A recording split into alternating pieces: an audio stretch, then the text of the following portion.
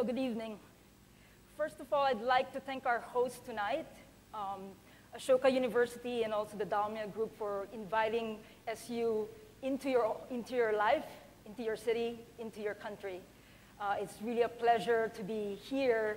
This is my first time in India, so I'm really, really excited.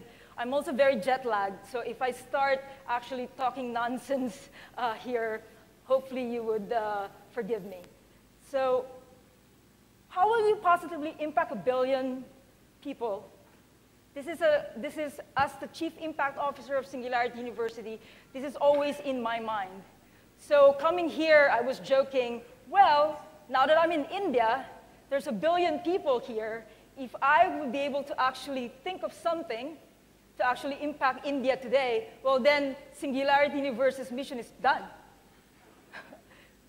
So for us, Singularity University is a really, really special and unique organization. Singularity University is not a traditional university. It's also not about a singularity. It's a very unique institution in such a way that sometimes people actually talk about as a think tank incubator. Sometimes they talk about us as a do tank, because we're not just interested in ideas, we're interested in ideas that actually come up with solutions to today's world problems.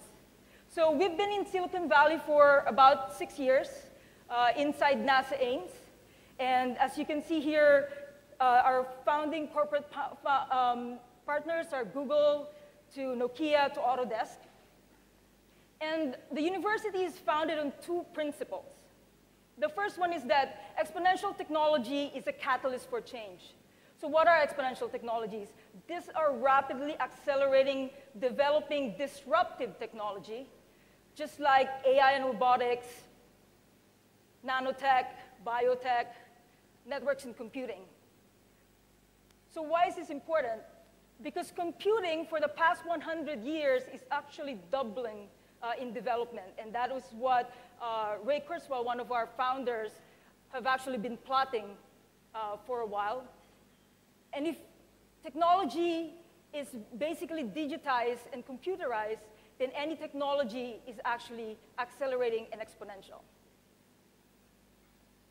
The other principle is that because technology is a catalyst for change, then we have the ability to use technology to actually create an abundant future.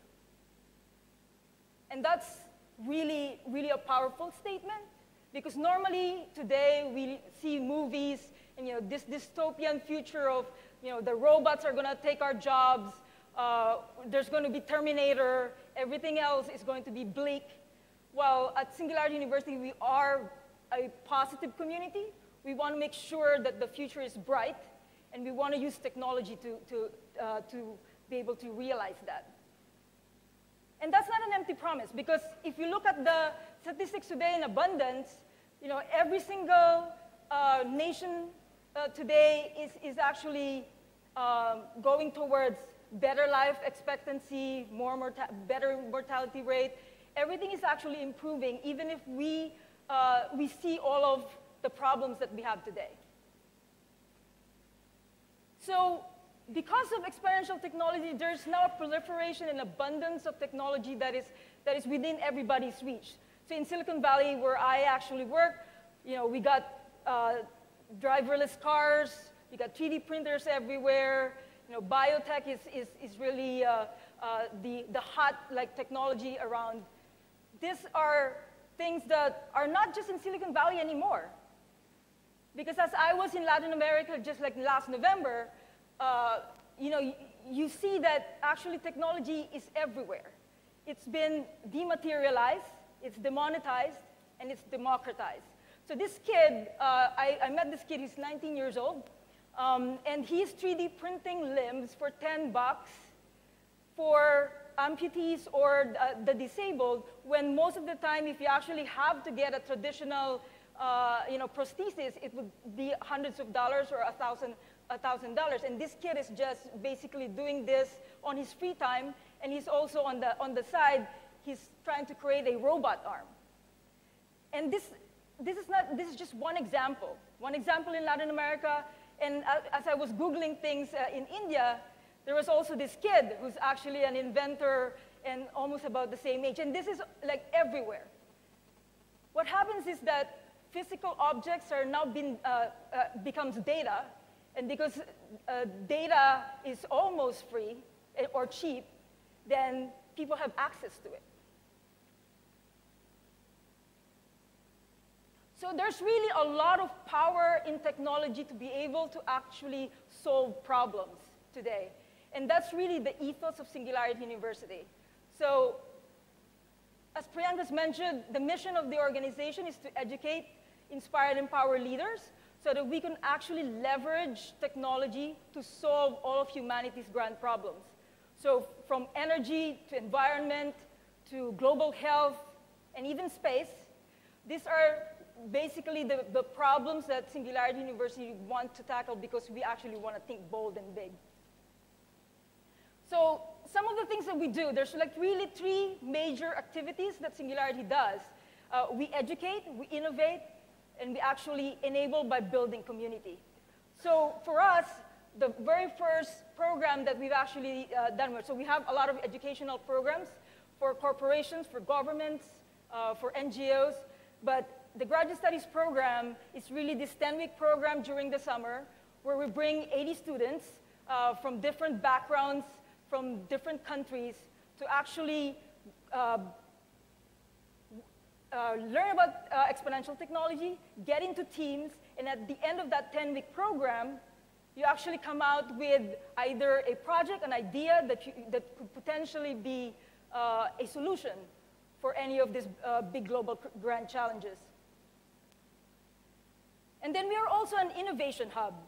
So SU is not just an educational institution, we also provide the sandbox. So we have corporate memberships, we have Coke, Lowe's, Harman, these big organizations who cannot innovate, who are actually sharing space with our startup companies. We have about 20 to 30 startup companies that we're incubating at our headquarters. And then also we have an accelerator program. And so therefore, these elements of this ecosystem, from corporations to startups, are basically talking to each other in the water cooler and trying to understand what problems are within their own space and trying to create solutions together. And the third one is basically, we build community. And that's why, for us, it's very important to nurture that community and also try to get the brightest and brightest minds around the globe to solve these problems. And so for us, we have about 50 ambassadors around the world right now. So Divya here is our Indian ambassador who's actually sitting here with us tonight. We do summits and conferences around the globe. We do custom programs for governments and also other organizations. But one of the biggest things that we do is this global impact competition. So the global impact competition, as Priyanka's mentioned, is really a mechanism for people around the world who normally would not be able to afford an education in the US to be able to come and be part of the graduate studies program. So it's really, really important for us that India, this time around, has actually put up the challenge to have these wonderful young minds that are actually doing a lot of great things for the country today. So that is actually going to make it. So for us, the vision of the organization is to really scale globally. We want to create these innovation ecosystems around the world, to be able to develop them wherein corporations and startups, governments, and universities are actually going to be playing and working together to solve their local problems, and also being able to be connected to also global other innovation ecosystems around the world, so that it's not just between Singularity University and, say, the ecosystem in India, but it's also India talking and creating solutions with, say, the Netherlands or Spain or Latin America with Chile and Brazil. Which is great because for us, we actually try to transform people as individuals. And because individuals can actually transform organizations, and then organizations can transform the world. So it's really very appropriate that it's great that India right now is really looking at smart cities to transform the nation. And I think it's a great synergy between SU's mission of or our goal of creating these global ecosystems around the world with smart cities that India is like trying to achieve. And so how do you create today's India and make it into a utopian, abundant cities of the future? And I think the two things really is, as I mentioned, disrupting technology is something that everybody should be embracing and using the opportunity to actually create solutions for the smart cities. But at the same time,